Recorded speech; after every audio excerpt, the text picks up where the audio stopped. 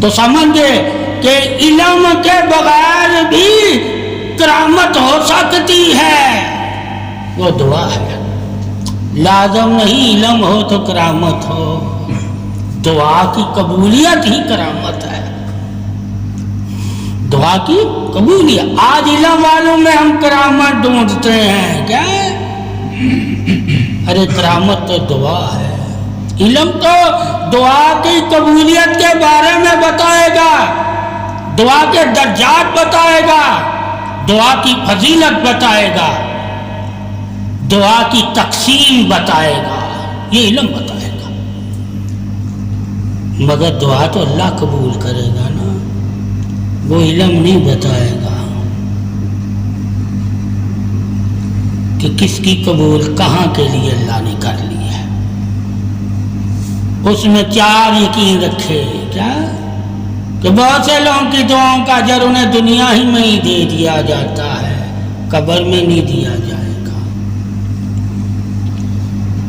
اور بہت سے لوگوں کی دعاؤں کا دنیا میں اجر نہیں ملتا، قبر میں ملے گا، کچھ لوگوں کو حشر میں ملے گا، کچھ لوگ پل صراط میں ملے گا، جہنم میں گرے ہوں گے تو اجر ملے گا۔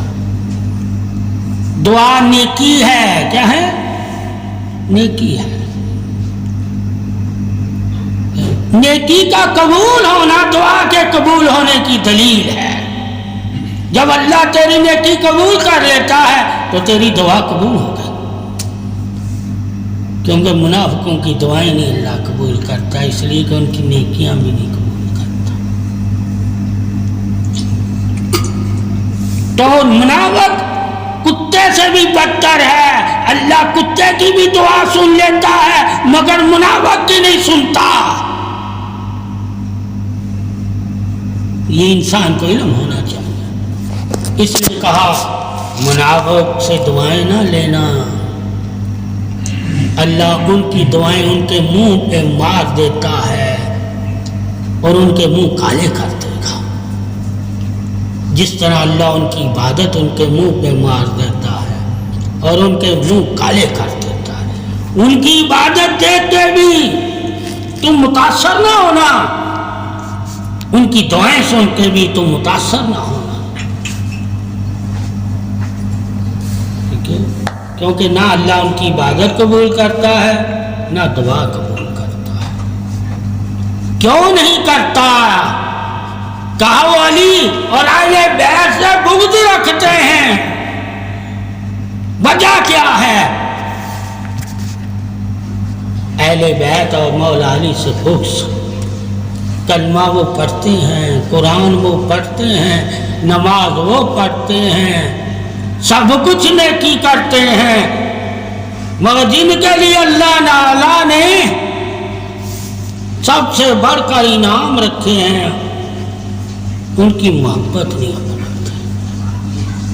جو تمام مخلوق کے سردار ہیں، تمام مومنوں کے سردار ہیں، ٹھیک ہے، ان کی سرداری کو تسلیم نہیں کرتے دل سے، اس کو منافق کہا گیا۔ کیا کہا گیا؟ تاکہ انسان جان لے کہ جانور بھی منافق سے بہتر ہے۔ کیوں؟ جانور کی اللہ دعا قبول کر لیتا ہے، منافق کی اللہ دعا ہی نہیں قبول کرتا، نہ اس کے حق میں قبول کرتا، نہ کسی کی قبول اس کے حق میں کرتا ہے۔ اللہ تعالیٰ نے آپ صلی اللہ علیہ وسلم سے فرمایا اگر منافق کی قبر پہ 70 بار بھی اے نبی تو دعا مانگے تو میں اس کے لیے دعا نہیں قبول کروں گا۔ منافق کے لیے تو نبی کی بھی دعا اللہ نہیں قبول کرتا۔ منافق کس کو کہتے ہیں؟ جو خدمت نہیں کرتا، عبادت کرتا ہے۔ کیا کرتا ہے؟ خدمت اپنے سے افضل سمجھ کے کرنی پڑتی ہے، وہ اپنے سے کسی کو افضل سمجھتا ہی نہیں ہے، وہ کہتا ہے سب برابر ہے۔ جب اس کے ذہن میں یہ بات ہے فضیلت کی، ہے ہی نہیں بات، برابری کی بات ہے، تو فضیلت والوں کا منکر ہو گیا. کیا ہو گیا؟ اس لیے کہتے ہیں اسے، وہ کہتا ہے آل پاک بھی ہماری طرح ایمان والے ہیں نا، وہ بھی تو نبی کے صحابی ہیں جس طرح دوسرے صحابی ہیں. کہ علی بھی صحابی ہے جس طرح دوسرے صحابی ہیں.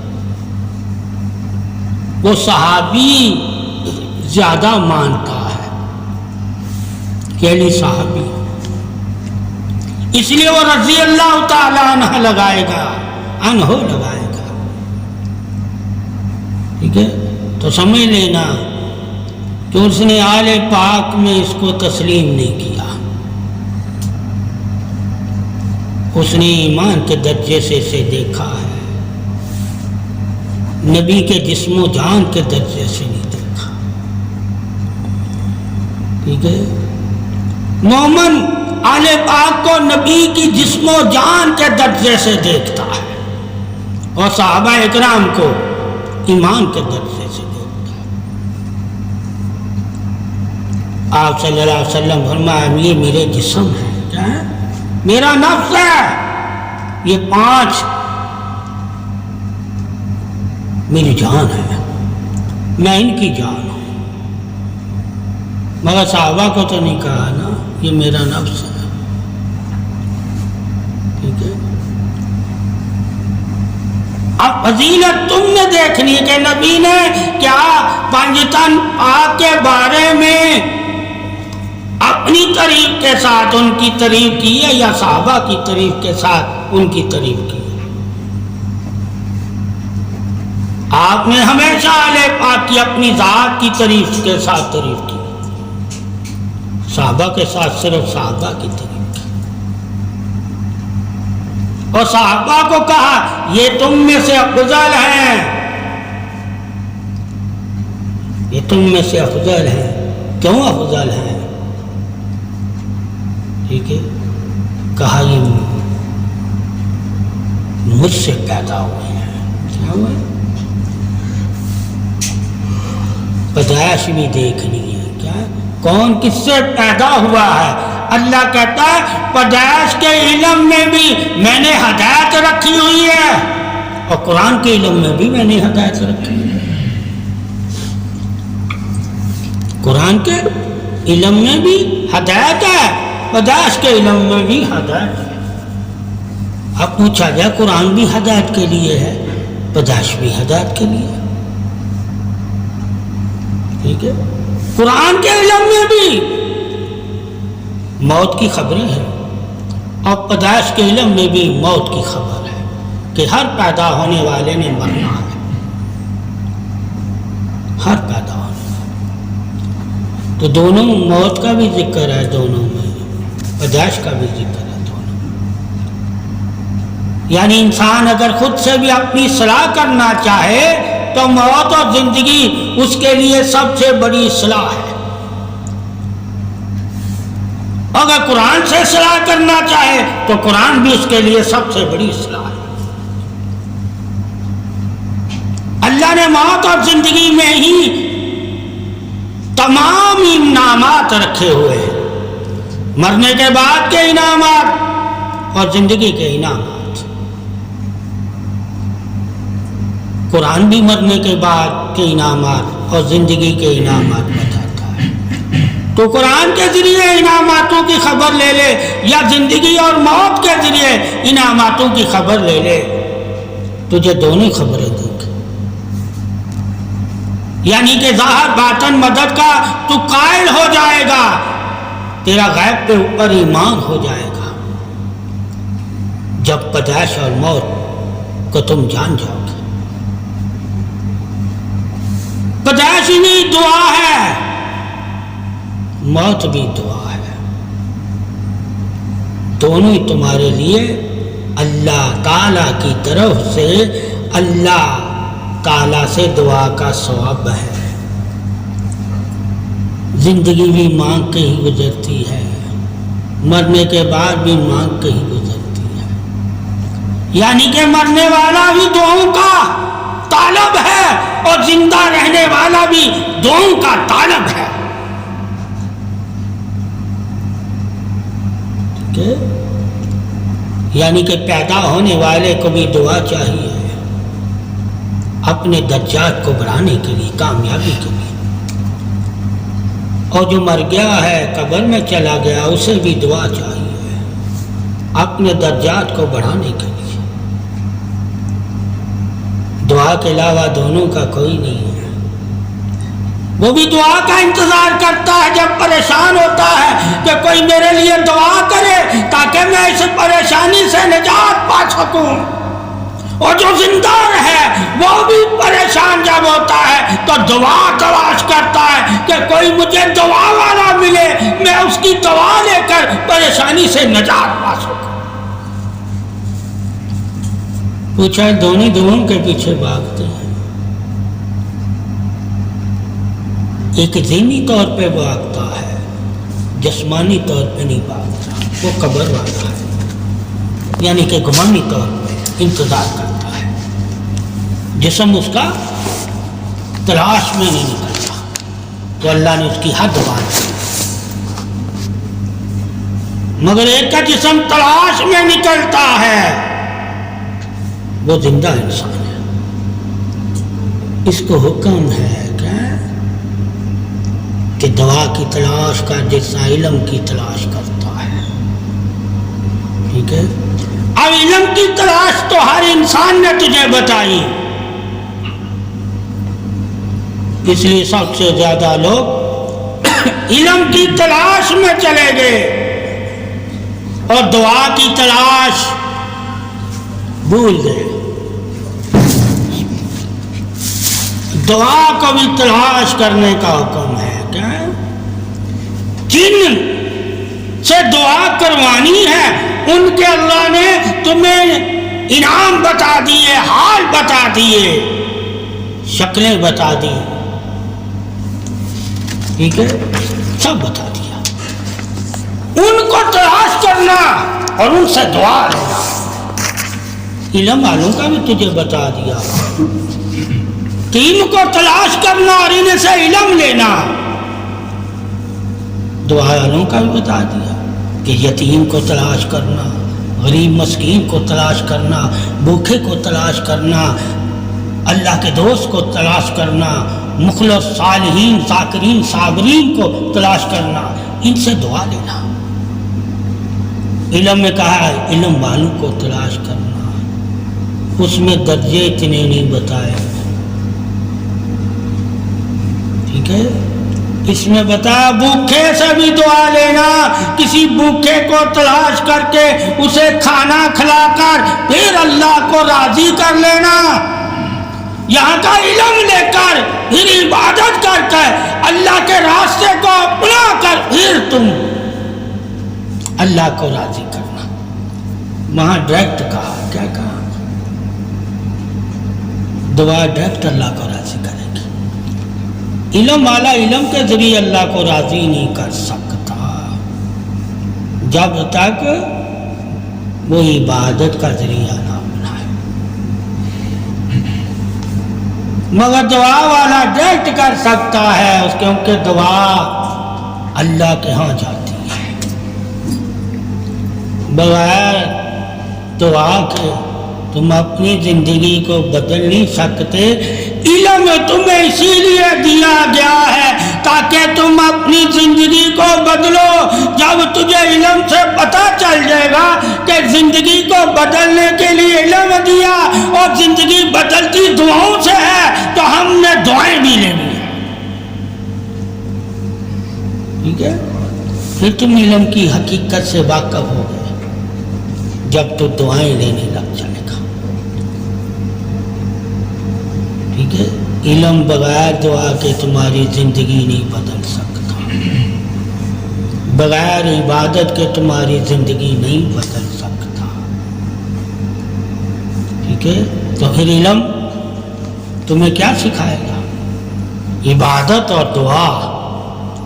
جب تم عبادت اور دعا کا قائل ہو جائے گا اور یقین کرنے لگ جائے گا تو تو عبادت بھی کرے گا اور دعا بھی کرے گا، اور عبادت کروائے گا بھی اور دعا بھی کروائے گا۔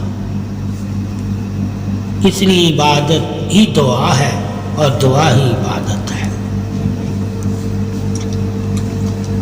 عبادت ہی دعا ہے اور دعا ہی عبادت ہے. علم نہ عبادت ہے نہ دعا ہے. علم تو عبادت اور دعا کے طریقے بتانے کے لیے اللہ نے تمہیں دیا ہے کہ عبادت کس طرح کرنی ہے اور دعا کن سے لینی ہے اور کس طرح لینی ہے. وہ دعائیں تمہیں معلوم ہونی چاہیے.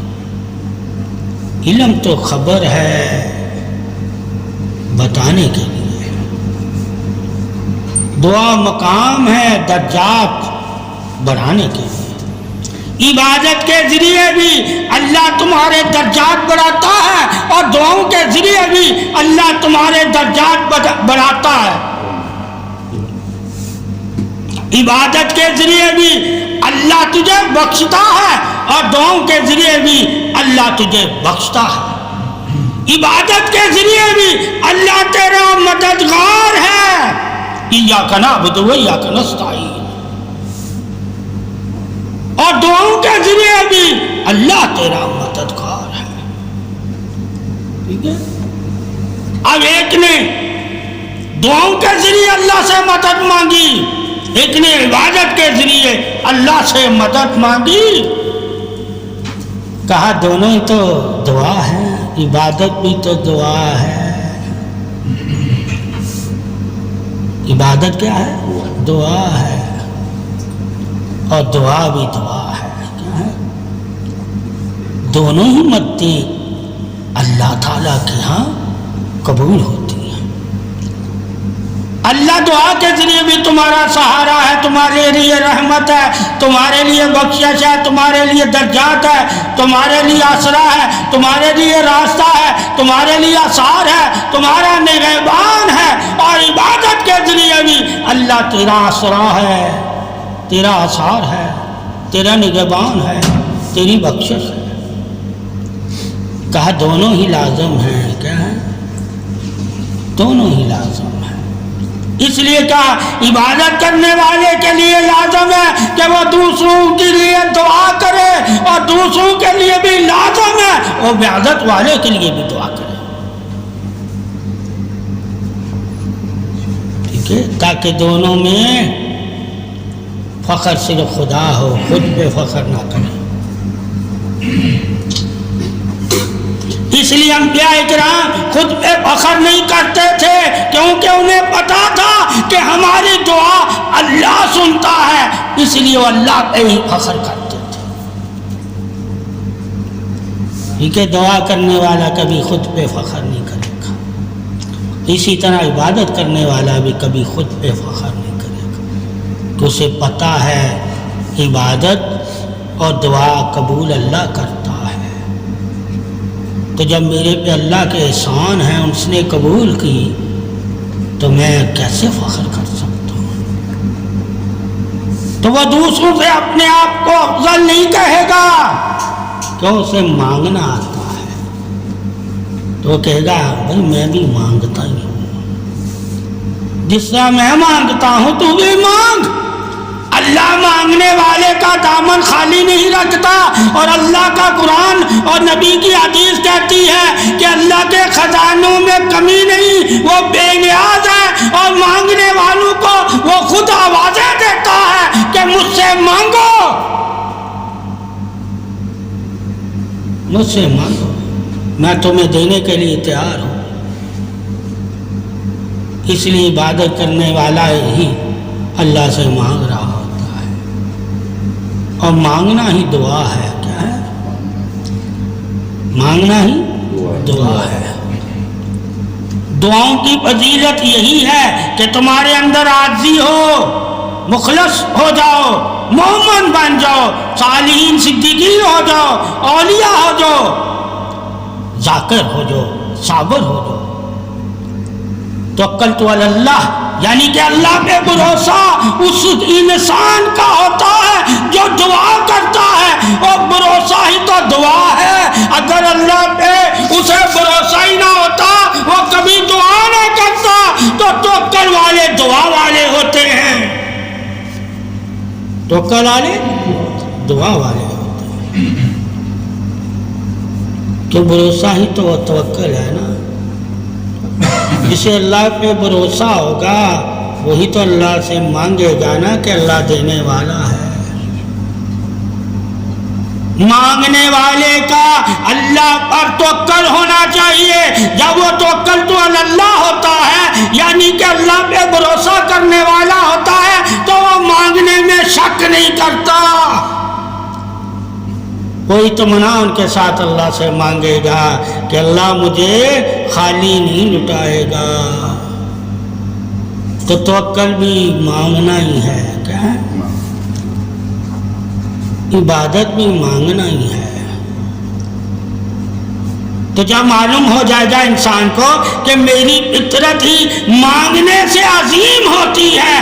اگر میں اللہ کے ہاں اور اس کی مخلوق کے ہاں عظمت والا ہونا چاہتا ہوں تو مجھے مانگنا ہوگا اللہ سے.